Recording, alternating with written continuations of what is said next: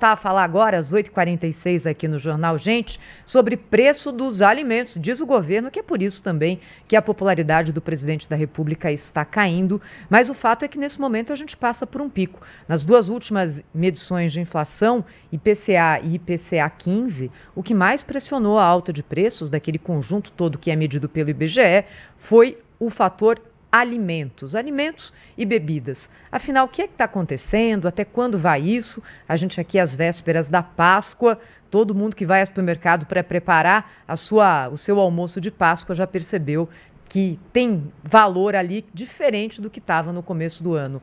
Evaristo de Miranda, ex-pesquisador da Embrapa, sempre conosco aqui no Grupo Bandeirantes, um grande conhecedor da agricultura brasileira e também da tecnologia que pode ajudar o Brasil a passar de uma forma menos traumática por essas oscilações que acontecem normalmente na agricultura. Seja bem-vindo, Evaristo. Bom dia para você.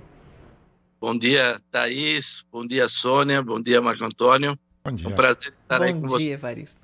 Na sua avaliação, esse pico de preços que a gente tem sentido dia a dia no supermercado é pontual ou algo indica que ele pode ser mais perene do que só um reflexo agora no começo do ano, hein, Evaristo? As duas coisas, porque essa inflação no primeiro bimestre, houve uma inflação em produtos agrícolas, né? Os tubérculos, batata subiu aí 16%, frutas 9%, as hortaliças, verduras também cresceram 4% nesse começo. As razões desse aumento de preços, elas estão dentro de uma lógica ligada ao clima mesmo, ao clima e o que são as estações do Brasil. Por exemplo, nós estamos na entre-safra da banana. Todo ano é assim, de dezembro a março é entre-safra de banana, o preço sobe. Mas, quando chega fevereiro, começa o ano letivo. E aí tem uma procura por banana para as crianças levarem para a escola, etc., leva a uma alça de preço. Mas depois vai diminuir porque começa a entrar a produção de banana, não é? Nós tivemos muitas chuvas esse ano no sul e no sudeste, então essas hortaliças elas são prejudicadas duplamente, porque você tem dificuldade para colher e tem dificuldade para plantar, porque todo dia o produtor de hortaliça ele está plantando e colhendo verdura, todo dia. É uma coisa de ciclo muito curto, né? Então isso prejudicou. Mas, por exemplo, em 2021, o pimentão nessa época aumentou 82% também, não é? Então não é nada excepcional o que está acontecendo. E tem coisas que se acomodam, assim, por exemplo, o preço da maçã começou a subir, mas não é um produto que todo mundo necessita dramaticamente, então diminuiu o consumo, o preço se ajustou. E tem também compensações, porque também nesse período agora caiu o preço do mamão, da melancia e da cebola. Então, isso, acho que assim, a agricultura, ela está enfrentando questões, essas sim, de inflação, muito mais sérias. As razões da inflação no Brasil, eu acho que elas têm tudo para se agravar, não é? Talvez a gente possa conversar isso agora num segundo momento.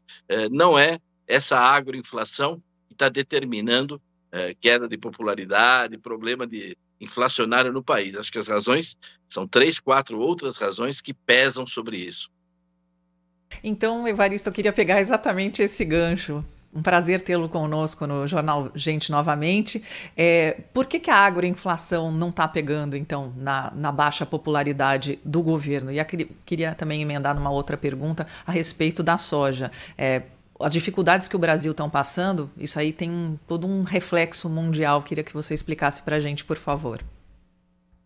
Bom, eu acho que nós precisamos, para quem está nos escutando, nos acompanhando, ter claro, não é, que a inflação ela é só o resultado, ela é o termômetro, você está medindo o termômetro, é o número do termômetro. Mas a gente precisa analisar a febre, o que está acontecendo, por que está tendo essa febre, né? A inflação é apenas uma medida de termômetro, né? Então, tem 3 razões fundamentais que vão levar o Brasil cada vez mais para a inflação e que levaram, inclusive, agora o Banco Central já a sinalizar que vai reduzir essa tendência que ele vinha na baixa da taxa de juros. A primeira é o déficit fiscal, quer dizer, o desequilíbrio fiscal do Brasil. Quer dizer, no primeiro bimestre desse ano, no mês de fevereiro, perdão, agora, que acabou de fechar fevereiro, nós tivemos um déficit de 58 bilhões de reais. 58 bilhões de reais. É o maior déficit em 28 anos no mês de fevereiro. Há 28 anos é o maior déficit. Quer dizer, nós estamos com uma piora nas contas públicas, porque o governo está gastando muito, muito mais do que ele está arrecadando, E, pelo contrário, ele está arrecadando menos. Ele arrecadou agora, nesse primeiro bimestre, 20 bilhões, e o ano passado ele tinha arrecadado 38. Então, nós estamos arrecadando menos, gastando muito mais, e a gastança continua, não é? Então, é claro que, nesse contexto, sobe taxa de juros, os investidores e os investimentos recuam, e isso dentro de um clima de insegurança jurídica, não é? Quer dizer, você tem um governo que ataca o Banco Central todo dia, não é? Tenta mexer nas estatais, na Petrobras, na Vale, questiona a questão da Eletrobras, etc. Então, assim, é um ambiente de insegurança lá fora. Os investidores são muito atentos ao que acontece na questão da intervenção do Estado, assim, na economia, desse jeito, né? Então, nós temos causas profundas que estão determinando essa questão inflacionária no Brasil, e isso é que é preocupante, quer dizer, não é o pimentão, sabe? Não é a verdura que vai causar essa questão, né? Agora, no tocante ao agro, se você me permite fazer um comentário, aqui nós falamos só vagamente de macroeconomia, não é que nem é a minha área, nada. O agro, ele está passando por dificuldades, porque dá a impressão que há uma guerra entre o governo e o agro, né? Quer dizer, o presidente agora lá em Belém fala mal do agro de novo, né? Diante do presidente da França, né? Então, assim, o agro vive atacado, né? Vive atacado, atacado dentro do governo pelo Ministério do Meio Ambiente, né? Atacado pelo governo, pelo Ministério da Educação, né? Com o programa de educação de livros pedagógicos para as escolas, né? A CONAI, tratando o agro como se fosse realmente bandidos, né? O presidente da Apex vai lá na China e fala mal do agro, né? Brasileiro. Quer dizer, então, há uma desconfiança muito grande. O ministro da Agricultura tem feito um esforço louvável e tem que ser reconhecido de tentar aproximar, trazer um diálogo, né? Mas isso não está acontecendo, né? O agro não está recebendo apoio no seguro rural, num ano difícil, reclamou desse seguro, a frente parlamentar solicitou recursos lá atrás, tal, não veio nada para seguro rural, pouquíssimo, um crédito rural, difícil acesso para os produtores, continua as invasões do MST, né, na área rural, continua a questão indígena, que o presidente acaba de fazer declarações sobre isso, né? Então, assim, o agro está numa situação difícil. E é gozado porque, assim, o protecionismo que está crescendo na Europa, como você pediu aí um comentário sobre essa coisa internacional, esse protecionismo que está crescendo na Europa, em defesa da sua agricultura, etc., ele pode acabar gerando mais inflação ainda aqui no Brasil, sabe? Então, assim, nós vivemos um momento muito desagradável, porque existem causas profundas dessa inflação, essas causas estão se agravando, 58 bilhões de déficit em um mês, recorde de 28 anos, um desequilíbrio fiscal desse, de quem está gastando muito e gastando mal, né? E, ao mesmo tempo, tem uma atitude tão agressiva, constante contra o agro, né? Você veja, o agro precisa de infraestrutura para ter competitividade. Pelo contrário, né? Está lá o Raoni falando para não aprovar a Ferrogrão, né? Que é um investimento privado, né? E na área pública, quer dizer, investimentos em infraestrutura, nada se vê, né? Então, desculpe aqui se eu fui um pouco longo, mas acho que esse é um pouco o quadro que nós estamos vivendo. Só queria repetir que a abobrinha, o tomate, eles não explicam o que está acontecendo, nem vão continuar explicando nos próximos meses.